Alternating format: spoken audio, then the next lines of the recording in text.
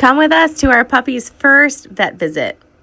4 days ago, we picked up our puppy from a neighbor who had a whoopsie litter of 8 puppies. Since we didn't get the dog from a breeder, we knew that there was a risk that our puppy could have genetic conditions, so it was really important that we got our dog checked out as soon as possible. So we immediately added Maple to our pet insurance as soon as we got her and headed off to the vet a few days later. I cannot speak enough about having pet insurance. I'm not sponsored to say this, but Pets Best has paid us out over $30,000 in vet bills for our golden doodle over the past 6 years. Please get pet insurance. And that leads me to my very controversial opinion. If you cannot afford at least $10,000 a year in out-of-pocket, unexpected pet medical expenses, you can't afford a dog, and you certainly can't afford a big dog. Our golden doodle this past year tore both of her ACLs, and each surgery cost $12,000 a pop. We still had to pay for that up front, even though we were reimbursed by pet insurance. The first thing they had us do was put Maple on this big scale, and we realized our home scales were wrong, and Maple is only about 25 pounds, not 27.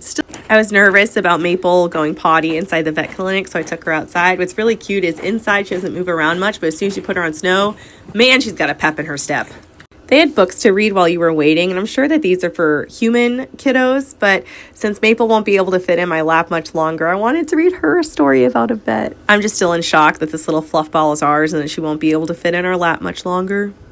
We then visited with a doctor, got a physical exam, got some shots, some deworming, and then we spoke to the doctor about our questions, especially about when do we get her fixed, because we don't want a whoopsie. And I was shocked that the vet recommended that we don't get her fixed until she's at least 2 years old. So perhaps that's how the whoopsie happened.